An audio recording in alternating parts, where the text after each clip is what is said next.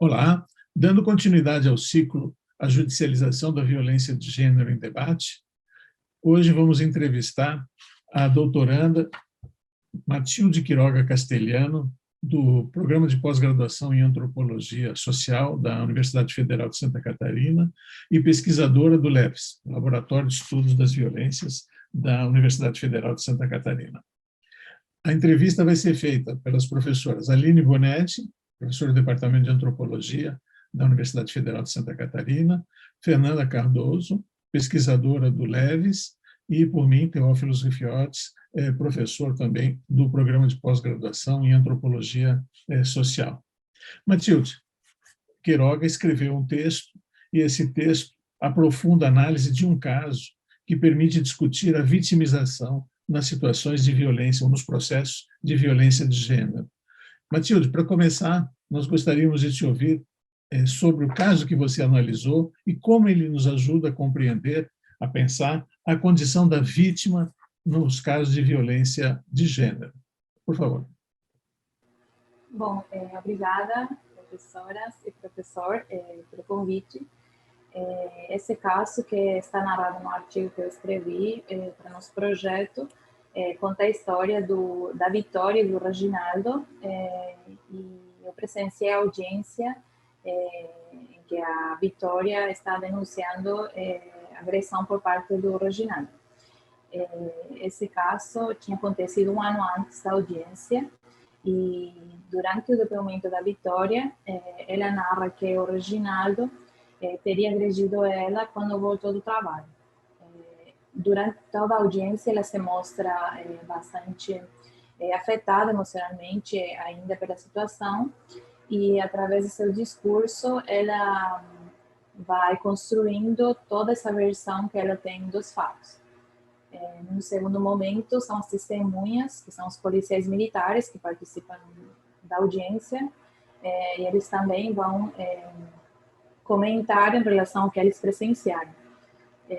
Que foram os policiais que atenderam a ocorrência. E, por último, vai ser o Reginaldo que vai ser interrogado como réu dentro do processo, e ele comenta que, na verdade, essa agressão, ele não nega totalmente a agressão durante o interrogatório, mas ele comenta que, na verdade, ele estava padecendo uma espécie de surto psiquiátrico que foi somente analisado uma vez que ele foi preso. Eu acho que considero que esse caso é um caso bem interessante, porque ele traz elementos particulares que nos fazem poder refletir em relação a como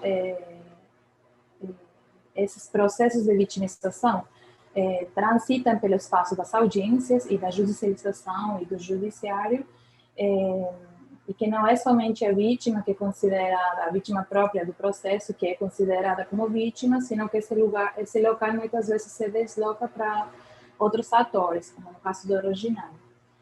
Particularmente, o que eu acho que esse caso traz de interessante é questões em relação a marcadores sociais. Eles são eles são ex-casal, né? Na faixa etária dos 60 anos, que não é a expressão da maioria das outras audiências que eu assisti.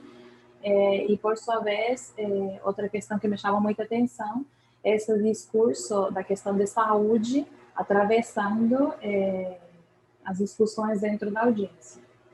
Então, através dele, eu acho que podemos pensar algumas questões interessantes para refletir sobre esses processos de vitimização. É um prazer estar aqui dialogando com o trabalho, enfim, com a pesquisa da Matilde. Ela traz muitas questões instigantes para a gente pensar sobre a relação desses marcadores sociais da diferença, né, e a sua contribuição para pensar a construção da vitimidade, né? Isso remete muito a alguns elementos que eu encontrei na pesquisa em Uruguaiana, né? Então, Matilde, tu poderia contar um pouco mais sobre a relação desses marcadores sociais da diferença e a construção da vitimidade, por favor? A partir da minha experiência de campo, participando das audiências que julgavam crimes enquadrados na Lei Maria da Penha e de feminicídio, eu fui captando a presença desses marcadores que definiam as pessoas que participavam numa audiência. Num primeiro momento, como dados soltos que apareciam dentro do campo e que eu ia incorporando dentro do meu diário. No momento posterior de análise, eu fui percebendo que no conjunto de situações que eles passam a ter um valor diferente. Como eu disse, nesse segundo momento, a partir da releitura dos diários e já pensando em algumas categorias de análise, eu fui percebendo que alguns marcadores traziam elementos particulares para a análise. Por exemplo, no caso dos sujeitos que com renda mais alta, em geral eles contavam com assessoramento de advogados pagos. Ao respeito, devo dizer também que a maioria das mulheres, tendo uma renda mais alta ou menos alta, em geral não eram acompanhadas por advogados, mas os casos que sim foram acompanhadas também entravam dentro dessa categoria de renda mais alta. Então, também eu acho que podemos ainda refletir sobre isso. Por outro lado, percebi que nas situações em que havia crianças, muitas vezes o foco era voltado para elas, a preocupação principal em relação à resolução do conflito e de recuperar essa paz familiar, trazia discussões e discursos em relação a justamente isso, ao resguardo da família. A partir do caso relatado no artigo, considero que pode ser interessante levar para a análise não somente a presença, sino também a ausência dos marcadores. Falando justamente de famílias que não têm filhos, como era o caso aqui da Vitória e do Reginaldo, como eu já disse, eles eram um casal de uma faixa etária maior, de mais de 60 anos, que não tinham filhos em comum, ou filhos pequenos, e nesse caso não apareceu tão explicitamente a presença de uma preocupação por um espaço familiar que se viu vulnerado. Então, os discursos e narrativas de operadoras e operadores de justiça não indicavam necessariamente uma preocupação pela restauração de uma ordem familiar vulnerável.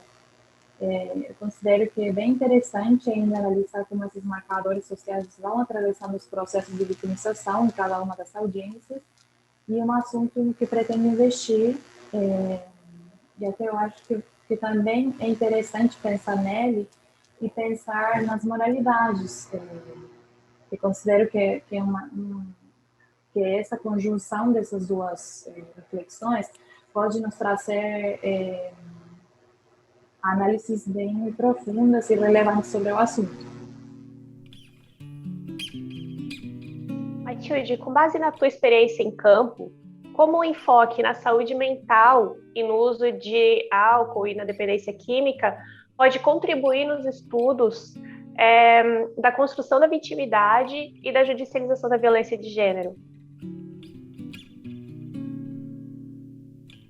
Em primeiro lugar, eu acho necessário destacar que a frequência com que as questões de saúde mental, alcoolismo ou dependência química aparecem no campo é muito alta. Para citar rapidamente, quando eu fiz a minha pesquisa de mestrado, eu me lembro de situações que surgiam como mais complexas. Algumas mulheres das que eu entrevistei manifestavam que seus ex-companheiros eram usuários de crack, por exemplo, que algumas das violências denunciadas estavam relacionadas com situações vinculadas a esse tipo de consumo.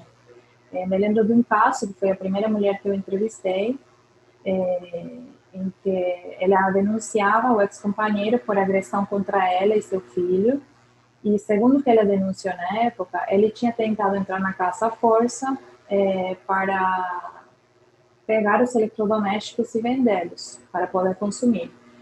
Isso acabou desencadeando uma situação em que o filho dele acabou sendo esfaqueado pelo ex-companheiro.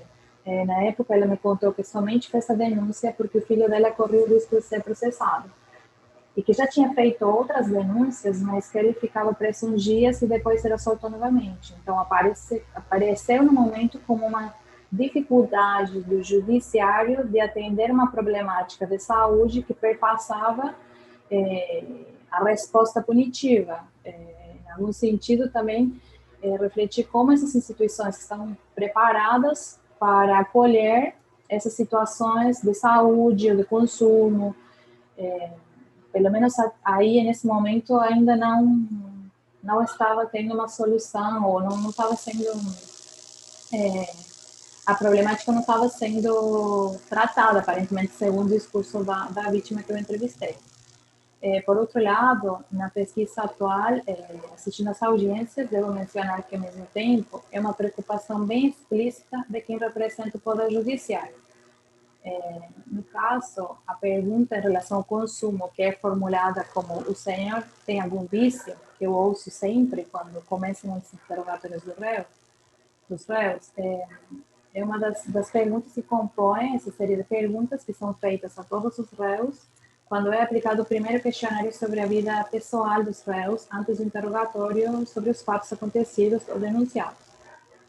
Por outro lado, é interessante pensar que essa mesma pergunta, em geral, não aparece para as vítimas e que somente pode surgir num contexto em que alguém tenha mencionado alguma coisa sobre o consumo. E eu acho que aqui é interessante pensar isso também. Não estou falando do fato ainda, estou dizendo que é uma pergunta que aparece antes de ir nos fatos e que ressurge quando, a partir dos depoimentos, existe no fato denunciado uma menção ao consumo de alguma substância. Então, essa pergunta aparece a priori como vinculada a algum tipo de situação, embora ainda não se esteja falando sobre o que está sendo denunciado. Por outro lado, em relação à saúde mental, e até ampliaria a questão de saúde em geral, são discursos que atravessam as audiências muito frequentemente, e particularmente tem me chamado muito a atenção em como o termo bipolaridade, ligado a um significado que aqui pode ser considerado meio superficial, expressado em referências como uma hora está bem e do nada fica agressiva, aparece quando vítimas e agressores definem seus vínculos. No caso da Vitória e do Reginaldo, há outros discursos em relação a esse termo bipolaridade, que parece estar avalado por um discurso médico. Aparentemente, pelas falas durante a audiência, teria laudos, teria médicos intervindo. Mas, na maioria dos casos, são falas que parecem ser um pouco banais, que os sujeitos vão reproduzindo em relação a questões de saúde e que são definidas por eles desde um lugar muito cotidiano, da vivência do que eles acham que é uma questão de saúde, não.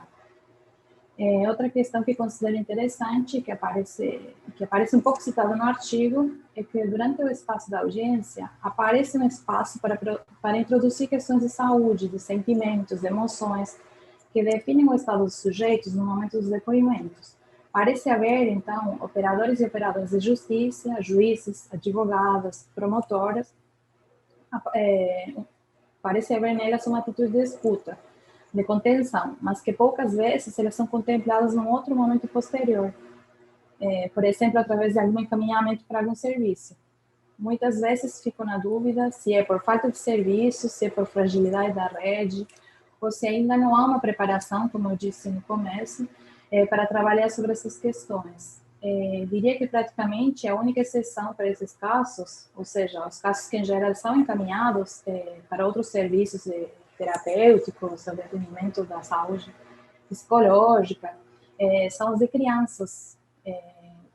Em geral, as mulheres, os homens, os outros membros da família, seja, por exemplo, mãe de vítima de feminicídio, que tem presenciado também com uma fragilidade emocional muito grande, não são encaminhados, não parece haver um espaço destinado para essas pessoas, que esteja vinculado ao âmbito judiciário.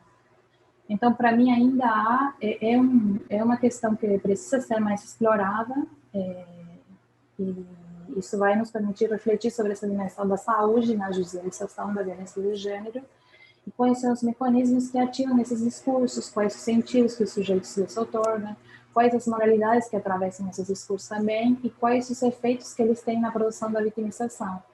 E por que não nas sentenças? Porque, evidentemente, se eles estão aí sendo colocados em jogo, eles têm algum peso e eles devem estar produzindo alguns efeitos sobre os que ainda precisamos refletir.